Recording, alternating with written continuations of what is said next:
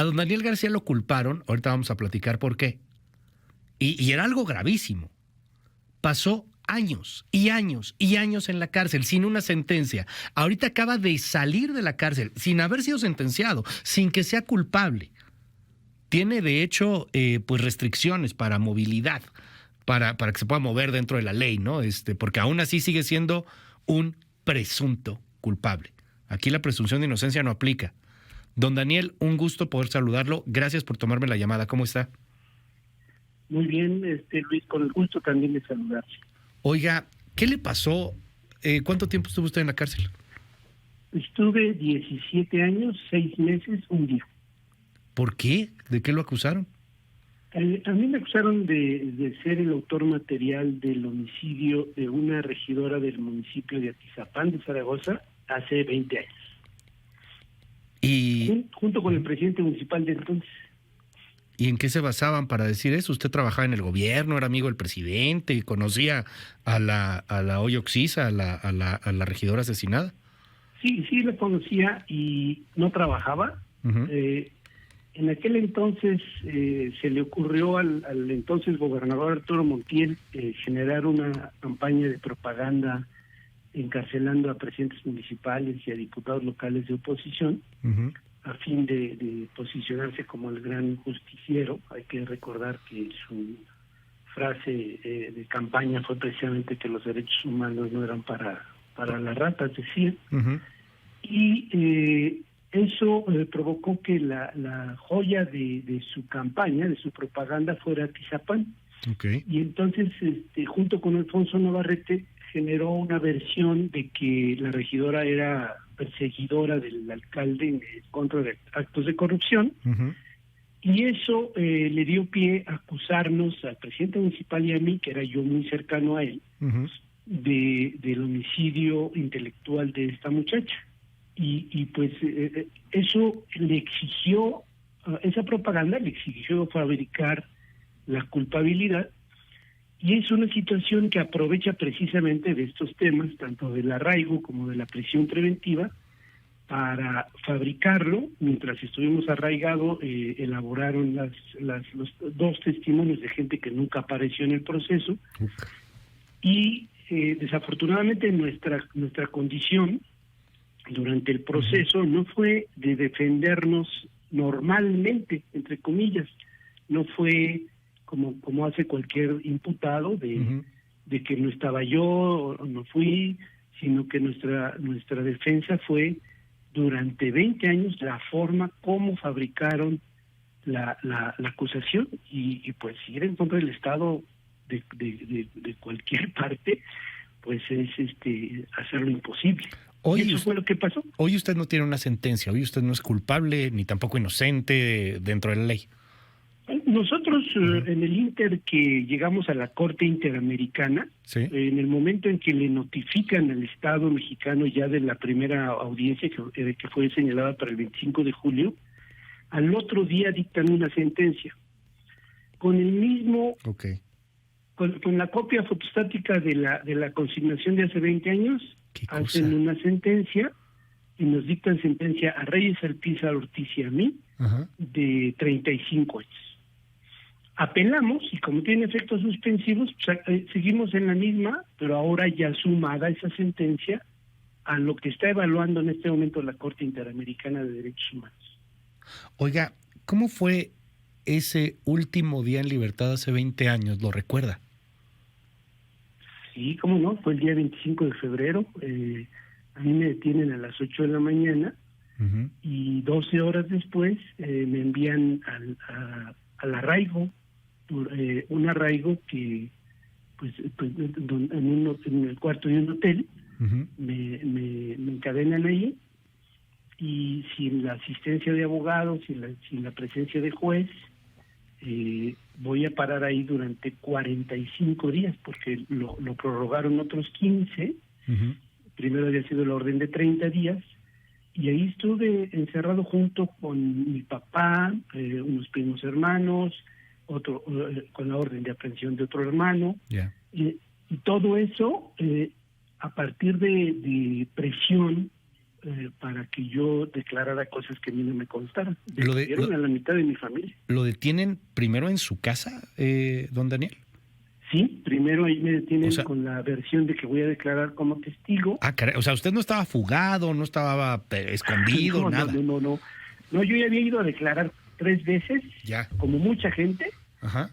Y ese día otra vez me citan para ir a declarar, pero ya llega un policía por mí. Yo con todo gusto voy, atiendo el llamado. Ajá. Y bajo esa figura de testigo, pues duro ahí horas y todavía arraigado como testigo, porque nunca tuve abogado ni quien me defendiera. Pero bueno, pues así eran las cosas en aquel entonces. Pero más allá de cómo eran las cosas, uno no sabía que uno detenido arraigado, que era... las detenciones arbitrarias, pues no las entendía uno como ahora, ¿no? ¿Qué pasa ahí cuando, está arraigado? Es que quiero entender este proceso, porque usted no pensaba que iba a terminar ese febrero de hace 17 años, que iba a estar 17 años en la cárcel, supongo, ¿no? O sea, ¿cómo se va dando este proceso cuando cambia de que iba a ser un testigo a que ahora ya es un imputado, ya lo están acusando a usted del delito y saber lo que venía, cómo fue cambiando en su cabeza, en su percepción, viendo a su familia que también habían detenido, pues esta situación a la que se iba a enfrentar?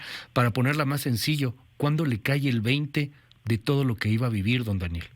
No era posible, Luis, porque paralelo a la infamia que sufríamos como familia, había una impactante campaña propagandística. El contexto de hace 20 años era pues que los medios de entonces que eran periódicos, nos aparecía todos los días en los medios nacionales, aparecíamos en todas las planas y fotografías de mis hermanos y de mi padre, compuestos ahí en una organización delictuosa, la televisión, el radio, y al grado que llegamos, esa noticia de hace 20 años apareció en los principales diarios norteamericanos, en The New York Times, en The Washington Post, en Los Ángeles. Entonces fue tan impactante la intención del entonces gobernador de Montiel, de esa fama, de Arturo Montiel, que ya mi condición era tan chiquita, tan indefensa, que pues era soportar y defender. Y al grado que al paso de los años toda mi familia fue absuelta, y los organismos internacionales, cuando se enteraron, escandalizados. El grupo de trabajo de ONU de Ginebra de detenciones arbitrarias, el grupo de trabajo sobre tortura, Amnistía Internacional, el encargado de derechos humanos del Alto Comisionado de ONU, y por supuesto la Comisión Interamericana, cuando llega ya a conocer de estas condiciones, del arraigo y de la prisión preventiva, igualmente nos lleva excepcionalmente, porque eso no es lo común, de que alguien no haya terminado su proceso en cualquier país y llegue a la sede de la Corte, y de manera excepcional nos lleva escandalizado, como repito, de estos actos, sorprendidos. Hay datos ahí en lo que remite de todo esto que le estoy comentando, sobre todo la fabricación de la tortura, del arraigo y de la prisión preventiva. ¿Cuánto tiempo estuvo su familia detenida también? O sea, me imagino que distintas etapas, distintos miembros de su familia, distintos tiempos. Todos estuvieron arraigados, unos fugados ante la perspectiva de ser detenidos. Sí, claro. Mi padre llegó conmigo a la prisión, un hombre que en su vida había tenido una infracción de tránsito, pero sobre todo exhibidos en los medios de comunicación, nuestros rostros, nuestras caras. Después de ser una familia pues, de comerciantes, nosotros teníamos empresa engordábamos ganado mayor para venta en carnicerías, y pues pasamos de un día para otro a ser delincuentes. ¿Lo torturaron, don Daniel? Psicológicamente, a partir de la amenaza que tenía yo de que iban a detener uno por uno a mis familiares, hasta que llegaran con el que más me doliera, dijo Rogelio Figueroa, el entonces su procurador de Tlalnepantla. Dígame, esos 17 años en la cárcel fueron pues, un tormento. ¿En dónde empezó a ver la luz? ¿La vio en algún momento? Dijo, algún día saldré de aquí. Todos los días, porque mi familia nunca me dejó. Mi esposa estuvo ahí los 17 años, 6 meses. Mi padre hasta que murió. Ya. Mis hermanos tomaron la estafeta de la visita cada semana. Ajá. Y luego mis hijos, que dejé de niños. Debo decirle que en las prisiones de México, bueno, por lo menos en la que yo viví, que fue Barrientos, Ajá. donde vivió Reyes Alpizar, que es el Bordo en el Estado de México, Ajá. no existen los alimentos, no existe la vestimenta, no existe una cobija o un zapato. Todo se lo dan. Se lo dan sus familias. Mi familia o las familias. Sí. Las familias son las que alimentan, visten, calzan y entregan cualquier tipo de insumo. El Estado de México, a pesar de los 3.300 millones de pesos que tiene presupuestados, por lo menos este último año, ahí no llegan, pero nada, vamos, un café, un pan, una sopa, por mínimo, o una cobija no existe. O sea, usted dependía 100% de su familia como cualquier preso en Barrientos. Como todos, sí. Mi familia iba cada 8 días a pagar por meterme el alimento, a pagar para entrar a verme. ¿Cuánto pagaban más o menos al mes una familia para estar más o menos en un estado de supervivencia? O sea, estamos hablando de condiciones realmente muy, muy infrahumanas en algunas ocasiones, pero ¿cuánto le cuesta a un preso vivir en Barrientos, por ejemplo? En las condiciones que yo vivía, pagaba a mi familia cerca de 8,000 pesos al mes. Más todo lo que había que llevarle, ropa, comida, etcétera.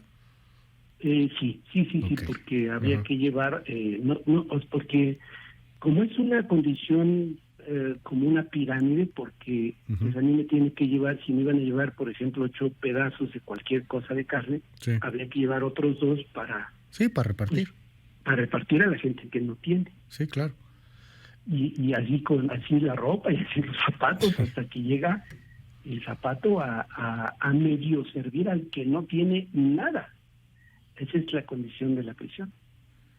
Déjeme preguntarle esto y se lo digo con el corazón en la mano. ¿Aprendió algo? ¿Reflexionó algo? Obviamente 17 años le robaron una cuarta parte de su vida probablemente, don Daniel. Sí, por supuesto. Yo me di a la tarea de estudiar y de aprender. Yo no soy abogado y tenemos hoy en día, junto con mis hijos, la presunción de haber llegado a sede de Corte Interamericana de Derechos Humanos a partir del conocimiento que me di a la tarea de aprender ahí. Tiene usted un brazalete hoy, tengo entendido, ¿no? Una tobillera. Sí, que me impide salir del Estado de México. No puede salir usted del Estado de México y le preguntaría cuándo se la queda. O sea, todavía viene otro proceso, ya está en libertad. Esto que está viviendo lo pudo haber vivido antes, ¿no? Entendemos llevar un proceso en libertad. ¿Cuándo tendría una sentencia definitiva? Bueno, enseguida de la apelación, que también está en manos del gobierno del Estado de México, está la posibilidad de interponer un amparo directo en contra de sentencia, y esto ya pasaría a manos de autoridades federales. Y por eso le refería a la excepción, porque a pesar de ser un hombre procesado, sentenciado, todavía nuestra condición pues es excepcional porque ya está siendo revisada por la Corte Interamericana, precisamente por la condición del arraigo y de la prisión preventiva oficiosa. Don Daniel, le aprecio mucho que me haya regalado estos minutos aquí en MBS y finalmente, ¿a qué sabe la libertad, don Daniel? Muy animado, estoy muy animado, estoy de verdad con esta condición que estamos viviendo todos en México de la eliminación de figuras que han afectado a miles de familias, que hoy mismo afectan a más de 90,000 personas, a cientos de miles de mexicanos que son familiares, que tienen la misma afectación, y pues en pro de buscar y de ampliar cada día más el conocimiento de la gente que tenemos derechos y hay que pelear por ellos. Y estoy de verdad muy animoso, muy animado con la idea de impulsar estas cosas. Le aprecio mucho estos minutos, don Daniel, y mil gracias.